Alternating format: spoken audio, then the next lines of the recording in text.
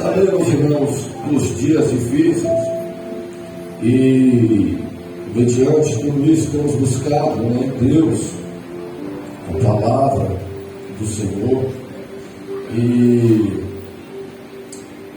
nos deparamos com este texto, este livro de Malaquias, o último livro da Bíblia, do Velho Testamento.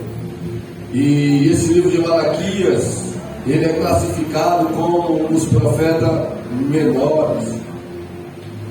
Menor porque contém 4 capítulos e ao todo 55 versículos. Ele foi escrito depois de 100 anos do cativeiro da Babilônia. E foi dito antes do Senhor Jesus vir à terra, em torno de 400 anos. O nome do livro, Malaquias, é o nome do profeta, que significa meu mensageiro.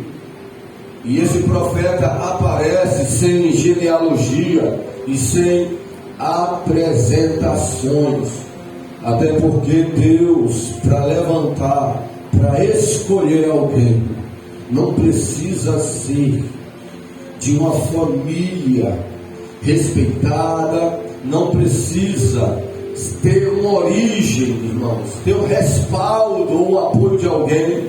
Deus, ele levanta e ele usa, independente de que alguém, os pais outrora não foi cristão, não tenha profetas na família, nem levitas e nem sacerdotes. Deus pode começar um novo começo, uma nova era, uma família de ministério através de alguém, iniciando por alguém. E Malaquias, esse profeta, nos mostra isso. O cenário do povo de Deus, deste livro, era um cenário desfavorável, ruim, desagradável. O povo de Deus, ele estava vivendo, irmãos, em um período de desemprego muito grande, uma opressão política severa dos persas, uma terrível dificuldade na economia, um grande sofrimento entre os órfãos e as viúvas da época, por conta da economia. Os sacerdotes da época estavam desanimados, não tinha ânimo de vir para o templo, não tinha ânimo de servir a Deus. Os levitas não tinham vigor, irmãos, para estar trabalhando na casa de Deus. Era um período, além da economia difícil, era um período também espiritual muito difícil. O povo, ele estava disperso, concernente às coisas espirituais. O povo da época de Malaquias, eles procuravam, eles se dedicavam só a questões seculares e não às espirituais. E eles estavam não fervorosos espiritualmente, mas frios. Essa era a circunstância. O fervor tinha dado lugar para a frieza nesse período. O amor foi substituído pela indiferença. Eles trocaram a fé, irmãos, a devoção, pela indiferença para com Deus, pela incredulidade. O povo, mediante todas essas adversidades, esses momentos difíceis que estavam passando, eles começaram a se revoltar contra Deus. Eles começaram a questionar a Deus. Como que alguém diz aí, vocês já ouviram isso, colocar Deus no canto da parede, atribuir algumas culpas à pessoa de Deus. Eles, ao invés de pegar o momento difícil, a situação adversa, para buscar a Deus, para se humilhar aos pés de Deus, para pedir socorro a Deus, eles preferiram entrar por outro caminho, culpar a Deus, atribuir as dificuldades ao Senhor e assim se distanciar de Deus. Eles esqueceram da promessa que Deus falou para eles, de 2 Crônicas 7:13, quando Deus disse assim para o povo de Israel, na época que Salomão inaugurou o templo, estava tudo bem, o povo estava na bênção, estava na fartura, estava tendo vitória. Aí Deus usou o profeta para falar: olha, se o meu povo, hoje está tudo bem, mas a vida de quem serve a Deus enquanto viver nessa terra não será só de vitória, não será só de abundância, não será só de maravilha. Aí Deus já falou: se o meu povo, que se chama, primeiro ele fala assim: se eu cerrar os céus e não houver chuva, ou ordenar os gafanhotos que consumam a terra e enviem peste entre o meu povo, Deus falou: olha, vocês são sujeitos a passar por momentos de escassezes, a passar por pragas, a passar por juízos, a passar por dificuldades.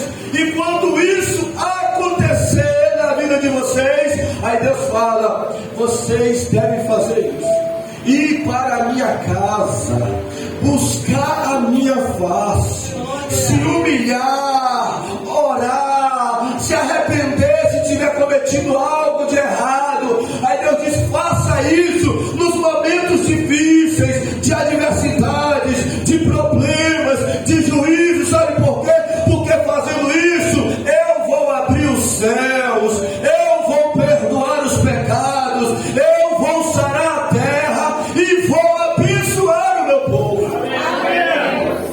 Não, ao invés de fazer isso, atribuir a culpa a Deus.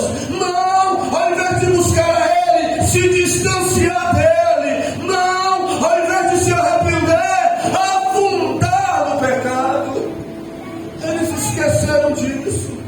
E quantos de nós, quantas pessoas hoje estão fazendo isso? Passando por problemas, seja familiares, seja financeiros, seja na saúde. Ao invés de fazer o que você está fazendo aqui hoje, resistir toda a tentação, superar todos os obstáculos e vir para esta casa buscar a Deus, eles acabam se distanciando, se afastando da pessoa de Deus. Então eu digo que você tomou a decisão certa. Eu não sei qual é a sua circunstância, a sua adversidade, mas existe uma promessa para aqueles que fazem o que você está fazendo: vir à casa de Deus, buscar a face de Deus. E que promessa é essa, pastor? A promessa é de que eu abrirei os céus, eu perdoarei os pecados, eu sararei a terra, eu abençoarei o meu povo. Aleluia. Nós devemos buscar a Deus, irmãos. Aprendemos que precisamos buscar a Deus nos momentos regulares das nossas vidas. Tem pessoas que estão nos dias regulares, não está na abundância, nem está na escassez, não está tendo vitória, mas também não está em guerras, está tendo derrota. Estão em dias regulares, e é importante buscar a Deus nesses dias.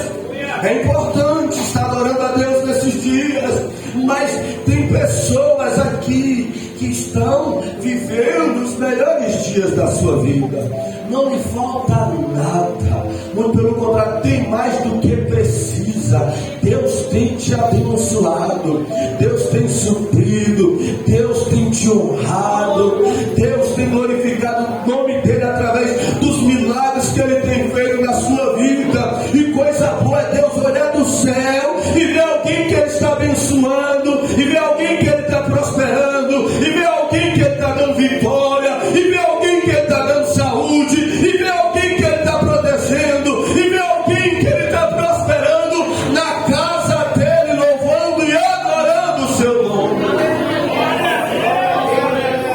Deus se alegra, Deus vê que o seu coração está na pessoa dele. Ele olha e contemplando isso, ele vê: eu posso abençoar cada vez mais, porque ele prefere a minha pessoa do que a bênção. Ele e ela, e ainda que eu abençoe, ainda que eu multiplique, Coisa boa é isso, irmãos. Isso é maturidade cristã. Porque não é todo mundo que age dessa forma, não. Tem gente depois do milagre, tem gente que depois da cura, tem gente que depois do transporte, tem gente que depois do emprego, tem gente que depois da prosperidade some da casa e da presença de Deus. E graças a Deus que com você é diferente. Deus tem te abençoado e você continua louvando.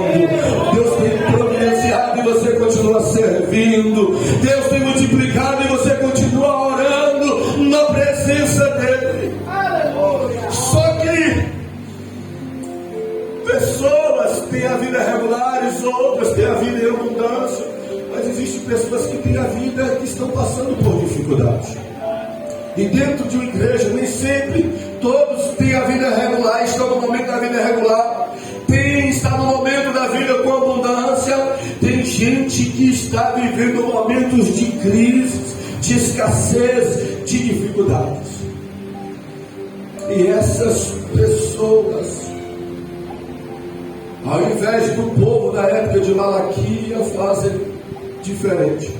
Lá eles, mediante as dificuldades deles, começou a culpar a Deus. E o versículo 13 que nós lemos, eu acho interessante isso. Deus diz: as vossas palavras foram agressivas para mim, diz o Senhor. Olha o que Deus falou. Como esposa que fala do marido, que ofende a moral dela. O marido que diz que a ama, mas falam palavras agressivas que ferem a moral da mulher. E a mulher diz assim para ele: olha, as suas palavras são importantes, as suas palavras me agrediu. Eu espero palavras diferentes dos seus lábios, esposo. E você fala palavras que agrediu a minha alma. Como filho que fala para o pai palavras indevidas e que abate o coração do pai, que fere o coração do pai, que entristece o coração do pai, não sendo justo nas suas palavras, atribuindo culpas ao pai que não deveria. Essa é a expressão de Deus falando para o povo dele: o que vocês falaram foi duro para mim, as vossas palavras foram agressivas para mim. Imagina Deus falando isso. Isso revela que Deus ouve o que nós falamos nesta terra. Isso revela que Deus, Ele se importa com o que sai da boca dos que servem a Ele.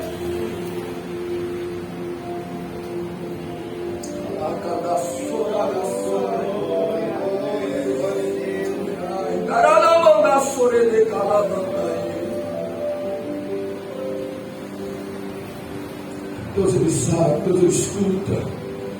Por isso que nós precisamos, irmãos, tomar cuidado quando falamos.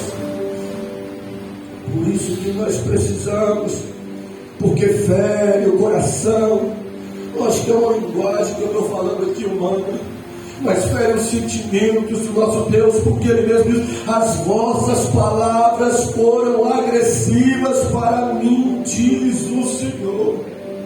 Então você diz assim: se o ímpio falasse, se o povo que não me respeita falasse, se o povo que não me serve falasse, eu até levaria em consideração. Mas quem me conhece, mas quem me serve, quem sabe como eu sou, falar palavras desse tipo para mim, me agrediu, foram agressivas aos meus ouvidos. E que palavras foram essas, Deus, que eu me disse? Eles disseram, versículo 14: vós dizeis, inútil é servir a Deus. Inútil é servir a Deus. Olha o que eles disseram: que servir a Deus, que estar na presença de Deus, que buscar a face de Deus era algo inútil. Esta palavra inútil, irmão, significa que é desperdício, que é vão, que é ineficaz, que é perder tempo. Imagina Deus ouvir isso de alguém. Você vai para onde? Eu vou para a igreja. Você está perdendo tempo. Você vai para onde? Eu vou orar. Você está orando em vão. Você está fazendo o que? Eu vou adorar. A sua adoração é ineficaz. Você está fazendo o que? Eu aceitei Jesus. A sua entrega é um desperdício para Deus. O que eles falaram foi isso. Deus disse: vocês disseram que é inútil servir a mim, que aproveita termos cuidado em guardar os teus mandamentos e andar de mim. Como se dissesse: ó, não tem benefício, não tem melhoria, não tem nada de bom em nesta vida, nesta terra, renunciar e servir a Deus e entregar a vida a Deus. Não vale a pena. Olha como é que isso mexe com o coração de Deus. Quando alguém diz isso, olha como isso fere. E aí surgiu em resposta a isso a palavra do versículo de número 18. Deus dizendo: então vereis a diferença entre o justo e o ímpio, entre o que serve a Deus e o que não serve a Deus. Deus está dizendo: vocês que estão falando isso, ó Israel, ó judeus, ó hebreus, ó israelitas, vocês estão falando que é inútil me servir, que é em vão me servir, que é perder tempo me servir, que é ineficaz me servir. Vocês verão a diferença entre o justo e o ímpio, entre o que serve e o que não serve. Irmãos, nós estamos vivendo, irmãos, tempos, dias, onde Satanás está trabalhando com esta ideologia na cabeça de muitas pessoas. Muitas pessoas que renunciam, que resistem o mundo, que negam a si mesmo, que resistem Satanás com as suas tentações, e tem uma vida dedicada a Deus, tem uma vida de submissão a Deus, tem uma vida de adoração a Deus, mas passa por problemas, por adversidades, por infortúnios nesta vida. Aí o inimigo começa a jogar dardos, setas inflamadas, dizendo: você está vendo? Você que serve a Deus está passando por isso. Entra nos stories de alguém aí para você ver. Essa pessoa não passa, não adora a Deus como você adora. Essa pessoa não serve a Deus como você serve. Olha como ela é feliz. Olha como ela tem abundância. Olha como ela está bem. Satanás tem trabalhado, irmãos, nesses dias que estamos vivendo para distorcer, para mexer na cabeça de muitos homens e mulheres que servem a Deus, como se dissesse, ou incitando os mesmos a abrir os lábios, ao invés de adorar, ao invés de agradecer, ao invés de reconhecer, ao invés de bendizer a Deus, se voltar contra Deus, blasfemar contra Deus, questionar contra Deus, como a mulher de Jó fez. Amaldiçoa esse teu Deus. Como é que você vai continuar, Jó, sendo íntegro a Ele, fiel a Ele, leal a Ele? Você perdeu os 10 filhos, ou nós perdemos os 10 filhos, mas você está doente, amaldiçoa esse teu Deus e morre. Mas Jó, como ainda que poucos que existem nesta terra, homens e mulheres, que Jó disse que dizem hoje, mediante os dados, mediante as setas inflamadas do inimigo, mediante as ações demoníacas, os conflitos da mente, Jó disse: tu fala como louca mulher, tu fala como louca, o bem recebemos de Deus e o mal nós não receberíamos. A Bíblia diz que Jó raspou a cabeça, Jó rasgou a roupa e diz: eu não vou colocar Deus no canto da parede, eu não vou maldizer o meu Deus, eu não vou murmurar, questionar, eu não vou blasfemar. Nu eu saí do ventre da minha mãe, nu eu voltarei para lá. Ele me deu, Ele tomou. Bendito, bendito, adorado, exaltado, temido, engrandecido seja o nome do Senhor.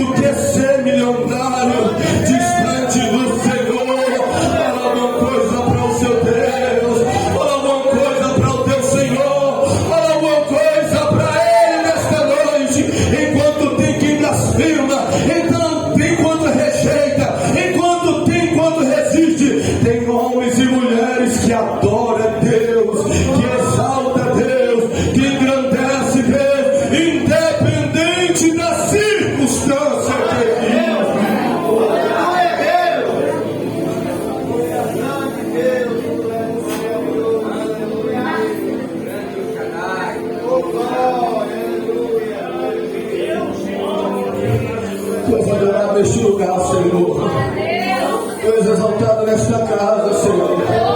Nós temos prazer na tua presença. Nós nos alegramos em te servir. Nós estamos aqui, Senhor, e tomamos esta decisão, ó Deus, de uma forma voluntária, de vir a esta casa. Ninguém foi coagido, ninguém está aqui obrigado. Nós estamos aqui de livre, espontânea vontade, para atribuir ao Senhor culto, para atribuir ao Senhor louvor, para atribuir ao Senhor gratidão. Então escuta essa, Satanás. Nós amamos servir a Deus, nós amamos a presença do nosso Deus, nós temos prazer de estar na casa do nosso Senhor.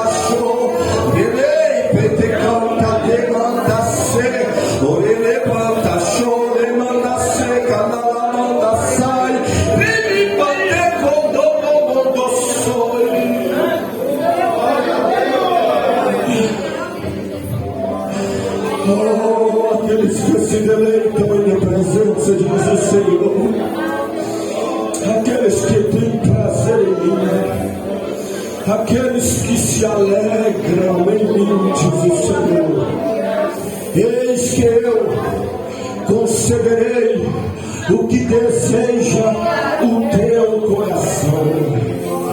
Oh, ele calaçou, ai, deu a galera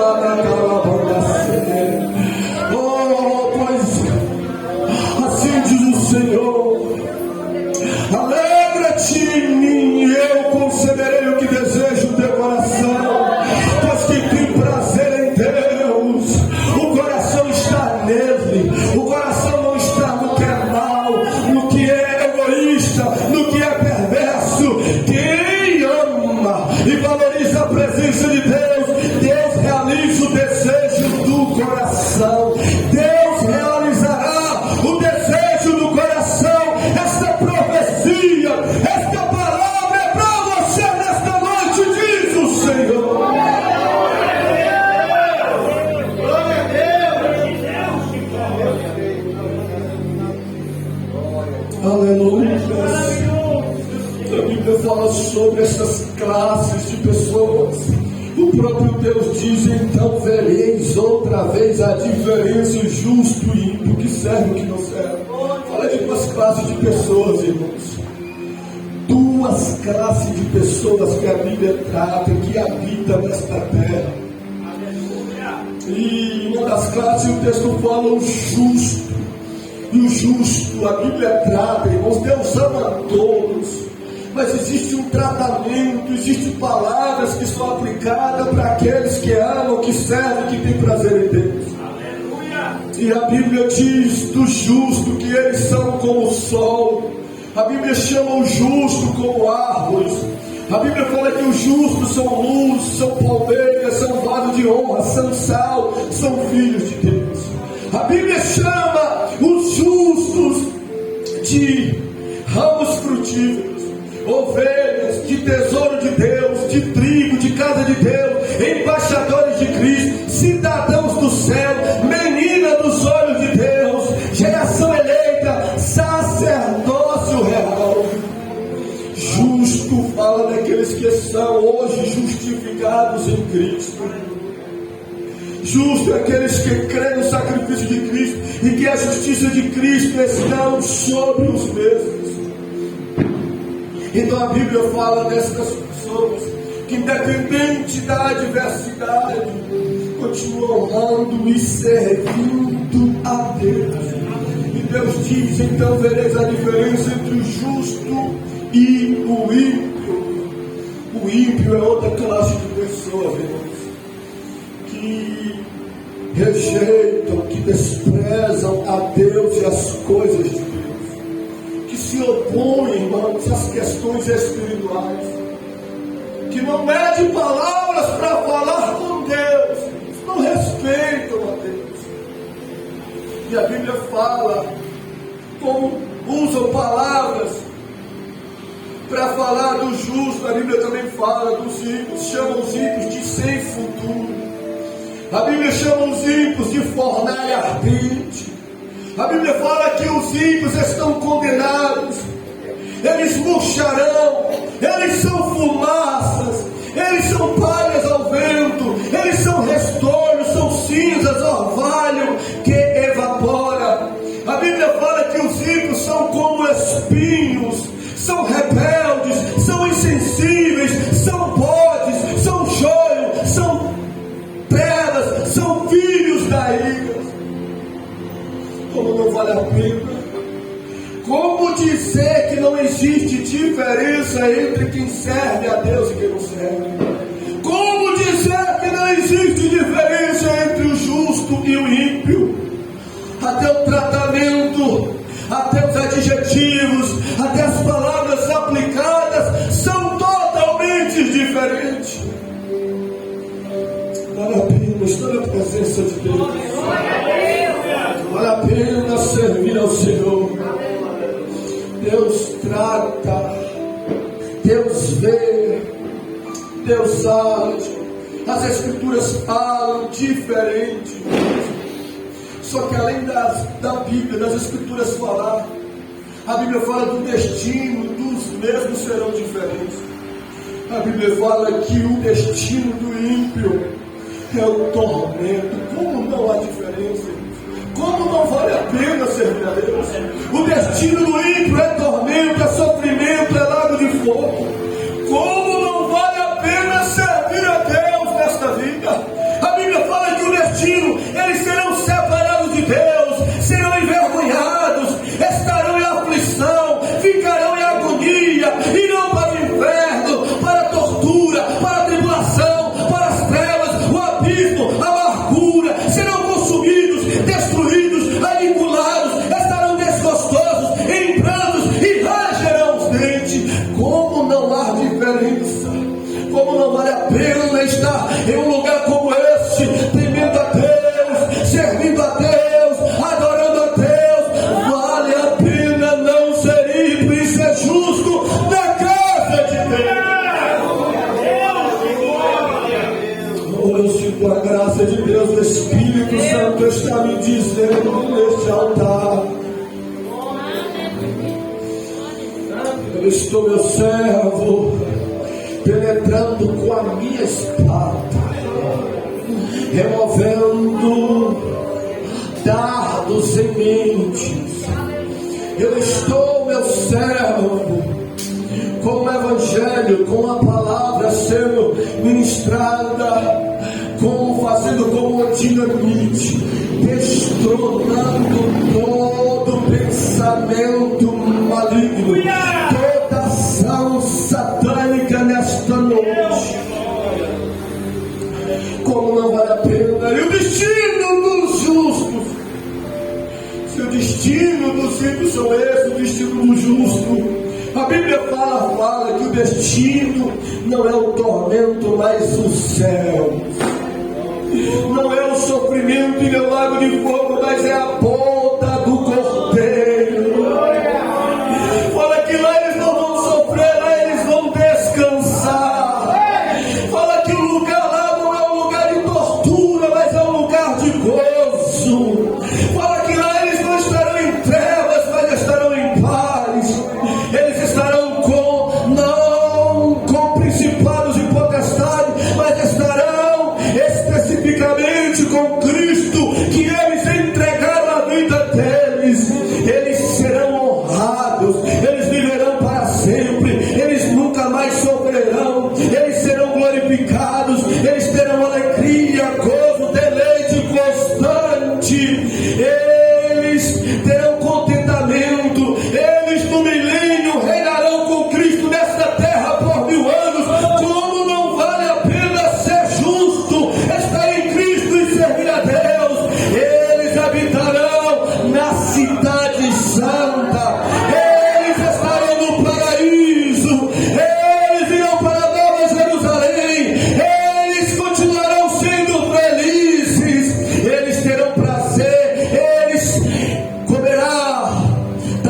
árvore da vida.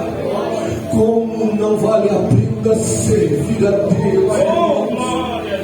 Deus diz: verei a diferença entre o justo e o ímpio, entre o que serve e o que não serve. Vale a pena servir a Deus. Vale a pena estar na presença de Deus. Vale a pena ser justificados por Cristo. As melhores coisas da vida do cristão, irmãos, ainda não está nessa vida. Eu e você, por servir a Deus, estamos sujeitos a ser abençoados nesta vida. Eu e você, servindo a Deus, estamos sujeitos a desfrutar de momentos maravilhosos, de conquistas extraordinárias, desfrutar às vezes de abundância, de maravilhas, de milagres. Mas deixa eu te dizer, o melhor ainda para você está no porvir. Deus tem algo extraordinário, algo maravilhoso reservado para mim e para você, que está decidido a continuar servindo, honrando, temendo, sendo justo na presença dele. Pastor, e o senhor pode me dizer o que é isso? Eu vou te dizer o que Deus tem reservado para você, conforme as Escrituras, pois as Escrituras é o meu limite. Eu tenho que pregar, eu tenho que dizer o que está nela. Eu vou dizer o que está reservado para você, que decidiu rejeitar o mundo, está resistindo Satanás, está negando a si mesmo para fazer a vontade de Deus. Sabe o que Deus tem para você? 1 Coríntios 2:9, o que os olhos não viu, o que o ouvido não ouviu, e nem subiu ao coração do homem, foi as coisas que Deus preparou para aqueles que o amam. E olho nenhum nunca viu, ouvido nenhum nunca ouviu o que Deus tem para você, o que Deus tem para os justos, o que Deus tem para aqueles que servem a Ele. Vale a pena, o melhor para nós ainda está por vir. Como não dizer, não vale a pena servir este Deus, irmãos. Aleluias, aleluias. É interessante aqui, o texto fala: então vereis outra vez. Se fala vereis outra vez, é porque já teve alguma vez, já teve outras vezes que Deus provou que vale a pena servir a Ele. Então vereis outra vez a diferença entre o justo e o ímpio, que serve a Deus e o que não serve. Deus já mostrou, irmãos. Se algum de vocês se lembrar de pessoas que resistiram, de ímpios que blasfemaram, e de homens e mulheres que decidiram honrar a Deus, se não se recorda, a Bíblia diz, a Bíblia mostra. Por que Deus estava falando para eles da época? Olha, vocês vão ver outra vez, de novo, que vale a pena me servir, que vale a pena ser justo, que vale a pena estar na minha presença, porque outra vez, de novo, Deus. Porque a Bíblia vai falar, irmãos, de uma época, há muitos anos atrás, que existia uma família que decidiu ser justo, servir a Deus. Existiam outras inúmeras pessoas que diziam: não vale a pena servir a Deus, não vale a pena ser temente a Deus. E aí veio um dilúvio, e esse dilúvio, nós lemos, nós sabemos que vale a pena. Deus deu uma direção, Deus pegou os que o serviam, mandou construir uma arca, entrar dentro da arca, e veio um juízo e consumiu com todos os ímpios. Mas aqueles que temiam a Deus, aqueles que serviam a Deus, foram poupados. Deus estava dizendo: vale a pena me servir, vale a pena. Ainda que o momento presente talvez alguém não possa entender e não acreditar, mas acredite que vale a pena me servir. A Bíblia fala sobre Ló e a sua família também, Sodoma e Gomorra. Existiam pessoas que faziam o que bem queria, que viviam em seus bel prazeres, que rejeitavam estar servindo e temendo a Deus, enquanto Ló temia. A Bíblia diz no Novo Testamento que Ló era um homem justo e temia a Deus, e Ló continuava no meio daquela cidade, no meio daquela geração que afrontava a Deus, honrando e servindo a Deus, até que veio a diferença. Deus enviou anjos naquele lugar, Deus tirou Ló e a sua família daquele lugar, e veio um juízo sobre aquela cidade, como se Deus dissesse para o povo da época: como não vale a pena me servir, como não vale a pena estar na minha presença. Eu poupei, eu guardei, eu livrei do juízo aqueles que me serviam, aqueles que me temiam. Como não vale a pena me servir? Irmãos, tem coisas, irmãos, que está para acontecer. Tem coisas, como já falamos, tem lugares que estão reservados não para todo mundo, mas tão somente para aqueles que creem, para aqueles que amam, para aqueles que servem a Deus. E Deus mostrará essa diferença. Continue com esta palavra. O Espírito de Deus quer te encorajar, quer renovar as nossas esperanças nesses dias difíceis, esses dias tentadores, esses dias de invertidas, esses dias de confusões e de conflitos mentais. Você vai sair daqui com essa convicção e esta certeza, pelo poder desta palavra, pela ação do Espírito de Deus. Vale a pena servir a Deus. Eu queria convidar o grupo de louvor. Eu queria convidar você a ficar sobre os seus pés e dizer algo para o Senhor nesta noite. Aleluia. Deus mostrará a diferença, irmãos, entre o justo e o ímpio. Deus mostrará a diferença entre o salvo e o condenado. Deus mostrará a diferença entre o crente e o incrédulo.